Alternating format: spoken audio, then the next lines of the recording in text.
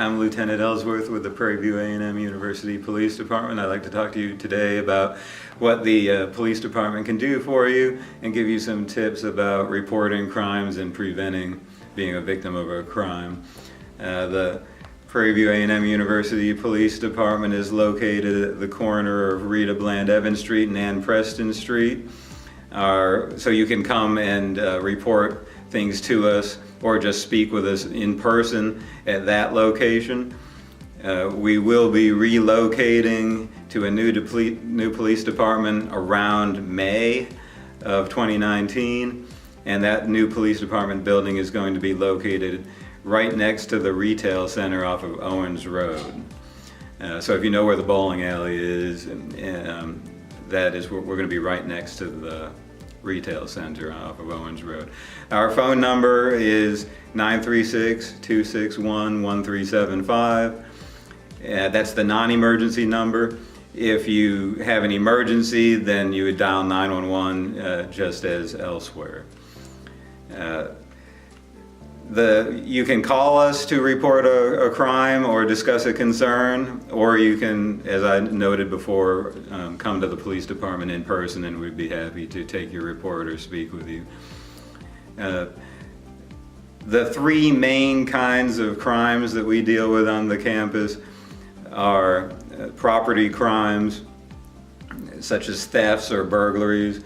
The main advice that I can give you to minimize your likelihood of becoming a victim of a property crime is to always lock your things up. So if you live on campus, always keep your room locked when you're not there, or if you are there and you're going to be sleeping, keep it locked. If you're in a suite sort of arrangement where there are multiple apartments within the unit, the front door leading to the outside should always be kept locked, even if you're inside of it, because people can otherwise just barge on in and potentially rob you or something like that.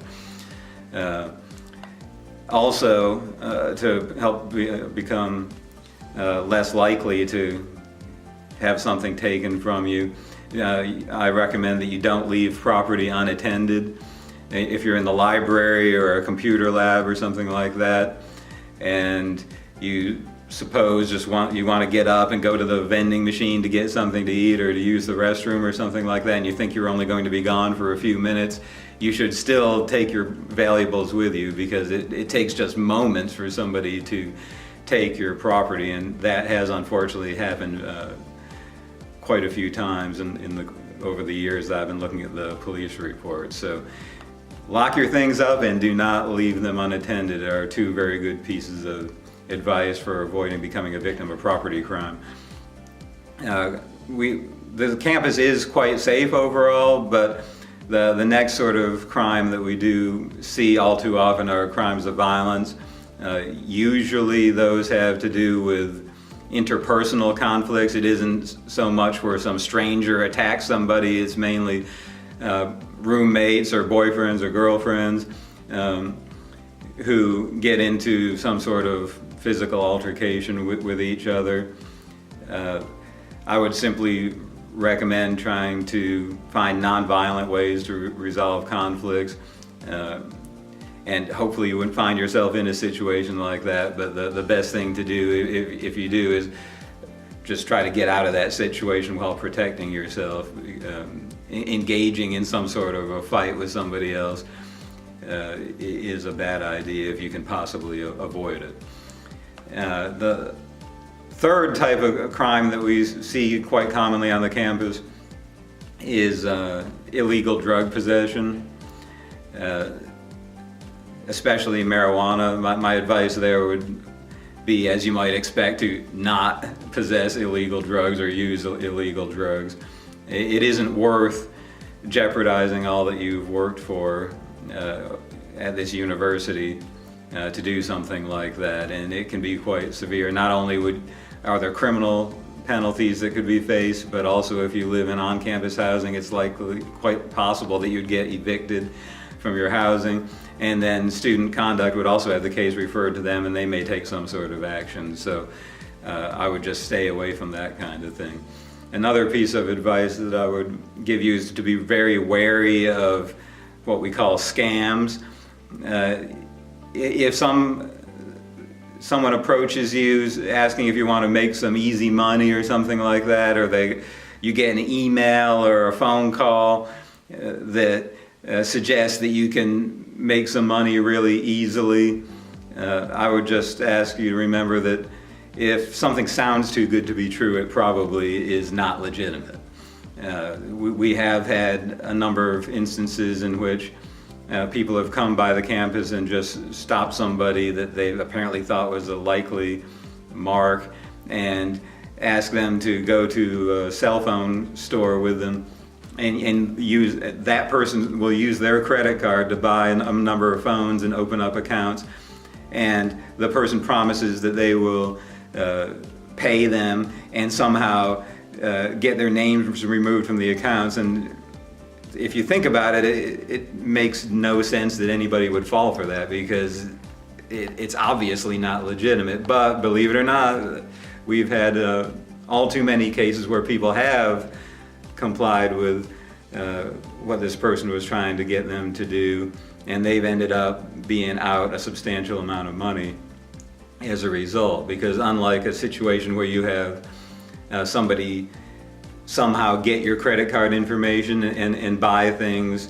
online or something like that without your knowledge, and you can appeal that to the credit card company, in a case like this where you actually did go and make the purchases, you will not get your money back.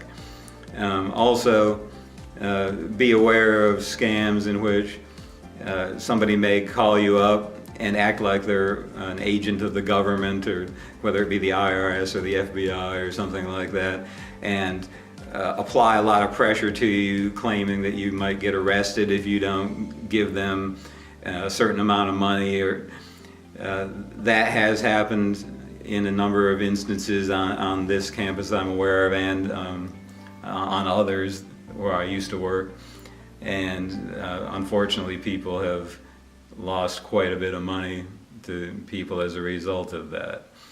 So I would definitely be very careful about those kinds of solicitations. If something sounds too good to be true, it probably is not true. And be really wary of high pressure tactics being used over the phone in particular, because no legitimate government agency is going to use that kind of approach with you. So if somebody does, then you can be quite confident that it's not legitimate, and it's somebody trying to get money out of you.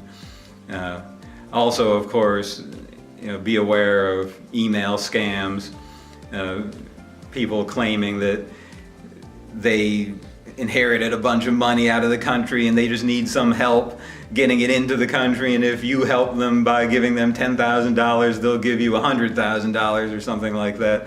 If you think about that, it really doesn't make sense that that would be legitimate, and it's not.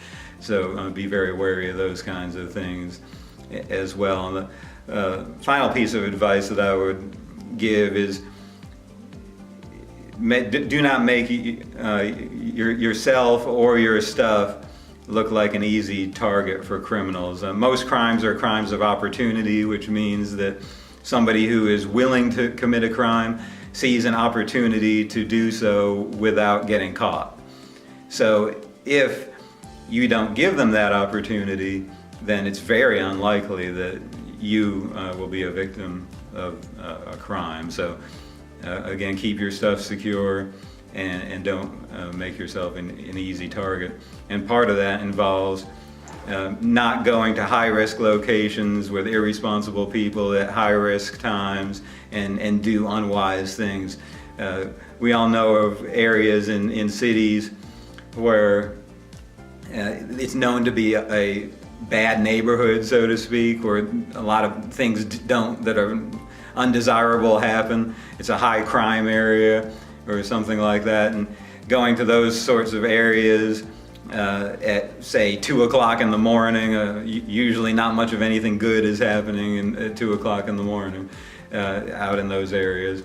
And if you're doing risky kinds of things, engaging in behaviors that are unwise. With people who tend to look for trouble. We all may know somebody or have heard of somebody who tends to attract trouble because of what they're doing.